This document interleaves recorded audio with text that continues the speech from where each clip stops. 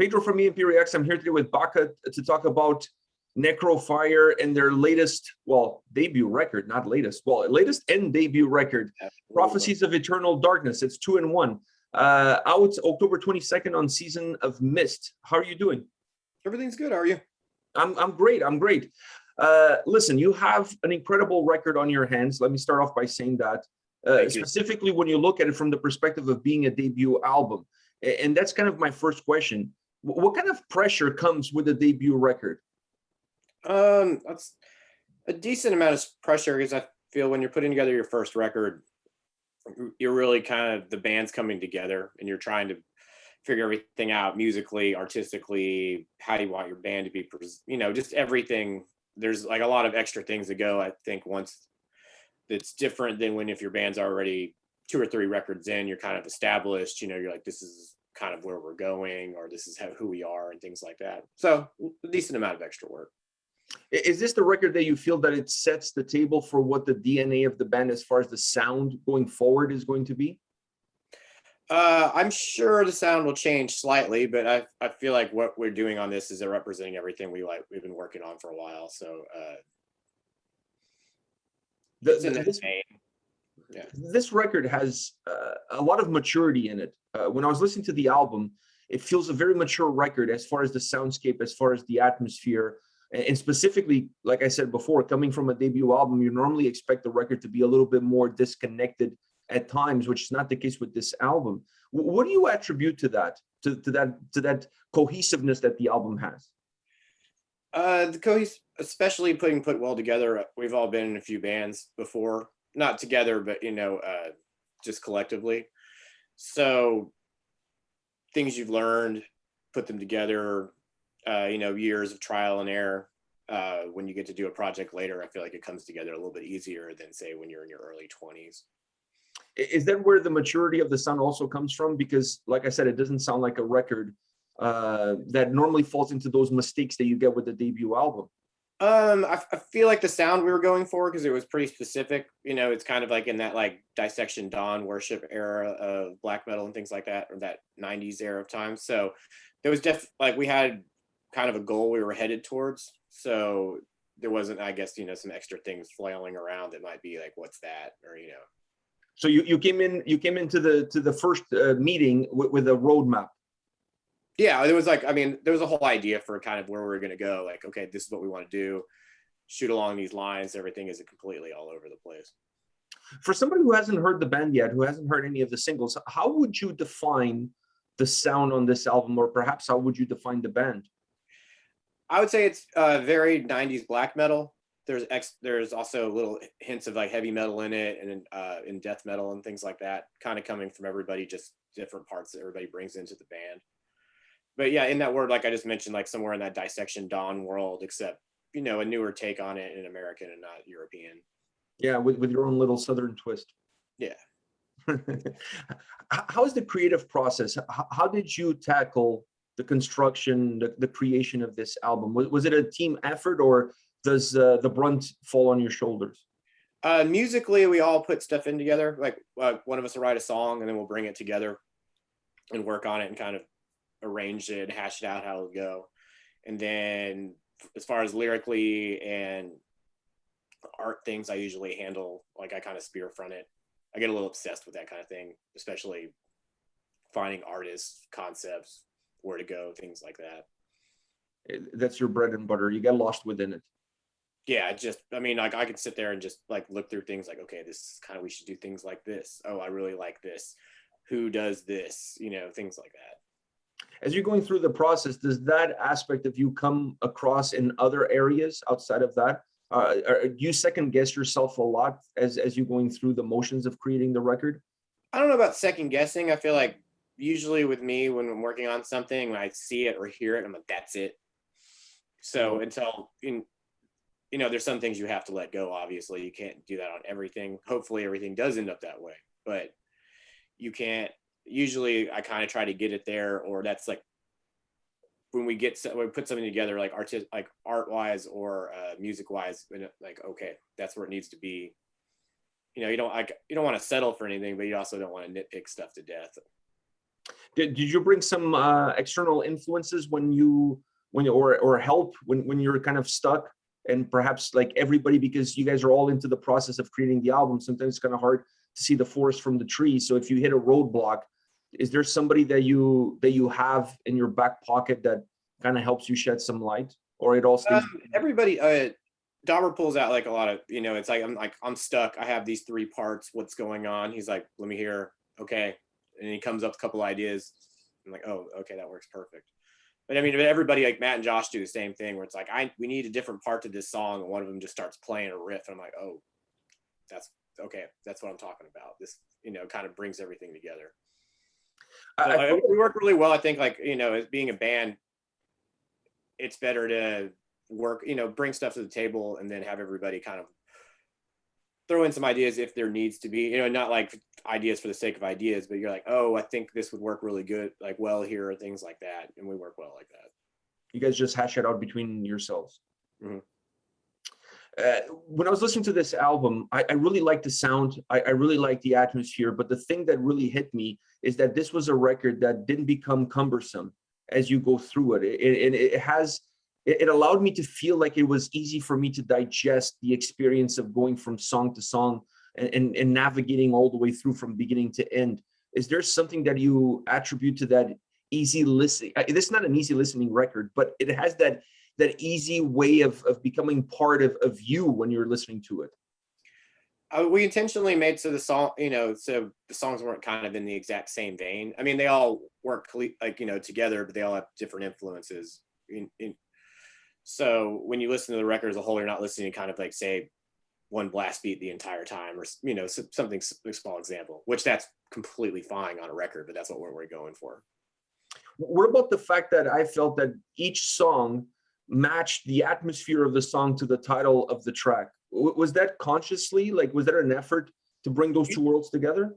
Whenever I work on lyrics, I usually do lyrics. Like, sometimes I'll put some stuff together, but not intentionally with the song, like maybe before the song's a song. And then once we get the songs actually together, then I sit with the song and listen to it repeatedly and go over it and like kind of run ideas, like in like kind of like concept, whatever. I'll come up with something and see if it works with the song or if it feels right and things like that. I just thought you guys did it was a home run, because I'm looking at the track listing and I see the name of a song and I start listening to the song and I'm like, holy shit, it feels totally like the name is well represented within the sound and within the atmosphere that it creates. Then you go to the next song, holy shit, the same thing here. Like, I'm glad you noticed. I don't think I've ever heard an album like this. I don't think I've ever heard an album where you can look at the song title of every single track on the record and you're going to get exactly that experience with the sound and with the atmosphere and with the lyrics. The combination of the 2 were just like perfect. I've never heard an album like this before, and I thought it was so well done, and it blew me away because, once again, it's a debut record. You kind of not, at least me, I wasn't expecting things to be this perfect together. Well, thank you very much for all the compliments. I mean, I tried, like, especially when it comes to lyrics, song names, I thought if I overthink anything, it's that. And I try to put a lot into it. And even if I'm working on a certain like lyrics and a concept for a song and I don't feel like I'm not feeling it with the way the song sounds, I'll change it. Yeah, you're not afraid of fixing things if they don't feel right. Everything has to feel 100%. Yeah, I feel like because it should feel right and it should work together. It's you don't need, just because I decided, oh, I'm going to try doing this doesn't mean I have to do that. I could realistically do whatever I want lyrically on songs. So if I don't feel like it's working, I'll completely scrap whatever I've been working on to go a different direction. Did you give yourself some freedom in terms of the time when you go into the studio to still tweak things a little bit if they don't feel, maybe they felt right at one point, but when it comes to the recording, something could have been slightly different? Do you give yourself room? Usually before I get to the studio, I demo everything at home repeatedly, like until I'm like, okay, like this is exactly how this should sound. No, yeah, you don't leave any room for error after that. I mean, especially with how easy it is to work on things at the house now. And there's no, I could just sit there I'm like, okay, I'm going to work on this song today. And like, I'll do a demo of it and then go take a break, come back, listen to what I did. I'm like, okay, this is really great. This is really great. This doesn't work here. Let me move on. Okay, let me revisit this part. And then, just fix different things until I figure out where I'm at. And then once I'm happy, I listen to the whole thing and I'm like, okay, that's everything feels right. Then I leave it like that usually. Or basically I get to that, and then the goal is to execute whatever the final thing I came up with. Then it's time to move on to the next one. Yeah. The drums on this record were phenomenal. They had a very dark. Power's an amazing drummer. Yeah, I mean, he's incredible, and I thought that he delivered a really dark tone to the way the songs come across. Is that what you wanted off of him? I mean, he can do a lot. There's a lot that he can give a record. There's a lot that he can do. Was that dark tone, that dark influence that he can add with the sound of his drums? That's something that you wanted out of him on this album? I'm really happy how it turned out, but Don Rossa recorded and mixed the record. So I'm sure it was 100% intentional on his part. But yeah, I literally like how it turned out. Yeah, he doesn't fool around. He doesn't seem like the kind of guy that leaves any stone unturned. No, definitely not. And if he's mixing, he's definitely going to give himself perhaps a little bit of a pat on the back for how the drums turned out on the overall sound on this record. I gotta send him a message. You should, definitely. Yeah, I'm going to give him some props. The guitar sound also sounds incredible on this album. Did you guys have a game plan on what you wanted overall the guitars to feel? I kind of wanted I wanted the guitars to be somewhere kind of like in the not like super cold, like say old Nordic stuff, but like somewhere like a little warmer, but in that kind of marshaled zone. So we tried out a couple different things, and like finally figured it out. And I was like, oh, okay, yeah, that's the tone. Yeah, it's really incredible. The guitar sound works really well. It works really well with the drum sound because it has that it doesn't feel flat. Neither one of them. Do you know what I mean? There's a little bit of. I think cohesively, the record sounds like it really fits well together. Or at least, I mean, my opinion of what it sounds like. Yes. Yeah, it has. I feel like everything fits really well together, and it's mixed super well. And Dauber did an amazing job. It has a really nice warm feeling to it. For a black metal sounding album, for a black metal record, it has a little bit more warmth to it. That's kind of intentional. Where the easiest comparison to say would be something like, say, how like Rotting Christ has been around, like forever, and they would be like, say, like the Southern European response to the Northern Scandinavian scene, and Rotting Christ stuff was always a little more heavy metal sounding than Scandinavian stuff, and it was also a little bit warmer. And that, I mean, and it's kind of like, say, Texas, I think, and Greece probably have the same kind of climate. I think it's a little. Yeah, I think you guys are on the same on the same parallel. So it's like, I'm using that as an example, but basically, since where we're from and things like that, that's it influences it. It's not dark here half the year. It's not. We get a little bit of cold, but not too much. Things like that. No, so I think it indirectly affects how you sound or how you think you should sound and things like that, or like what your ear picks up. Do you feel like perhaps with this record, with the sound that you guys are creating, with this Southern black metal, U.S. Southern black metal sound, is this something that you see other bands perhaps looking into and discovering it for themselves as well? Because there's not many bands, if any, doing something similar to what you guys did on this record. I really don't know. I mean, maybe some people pick it up and like see where it goes, but it's kind of, I can't really predict what people are going to do. I mean, it'd be cool, but it's possible. I'm going to say 10 years from now, you guys will be the Rotting Christ of the U.S. So that would be great. Thank you. So there you go. I'm going to go with that. As far as vocals go, what was the game plan there? Because I felt like it was kind of the glue that hold everything together. Is that how you see it? I put a lot into, say, vocal phrasing and my lyrics, and just kind of like I spent a lot of time on it because we finished recording the music, and then I sat at home for a while with just working on it. Like, I feel like that's, especially vocals are super important, especially when they're out front. And I don't know, I enjoy it too, like the whole process of just, sometimes you're like slamming your head against the counter. Sometimes it just works out perfectly. But, but the whole thing is like when you get it, when you're at finally, when it hits the point where it's like, oh, okay, yeah, that's the one. Like, this is how we should do it. Was there a difficult song for you from that front on this record that gave you perhaps a little bit more trouble than the rest? Some great hair? Well, the Queen was a little bit harder because it has some parts that are long and drawn out, so it takes a little bit. It takes the phrasing has to be more extended, and so you can go. It doesn't get boring or you're repeating the same thing over and over. Yeah, just that was probably about it. It took me a little time on that just because the parts are longer and you just have to just work on the parts so it like kind of keeps going and building and stuff. It has a little bit more than the other ones. One last question for you, and that is, when you look back at the work that you put in onto this album, everything that this record sounds and gives to the listener, is there one specific experience that you walk away from this record that impacts you, not just as a musician, but as a person?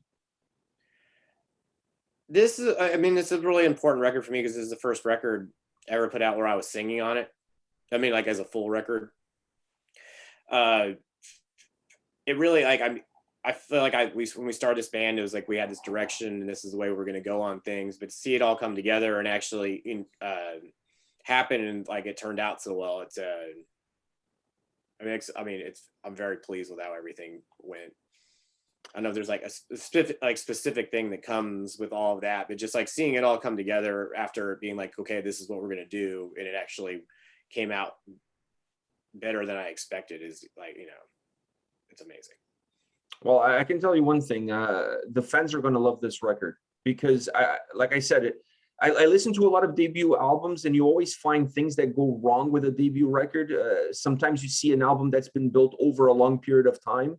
So when you finally release a debut record, it feels a little bit disconnected from song to song because you could tell that. Oh yeah, when you write a song over a long period of time, like your influences and tastes and what you're into or playing or all that stuff changes so much that it's hard to keep anything cohesive.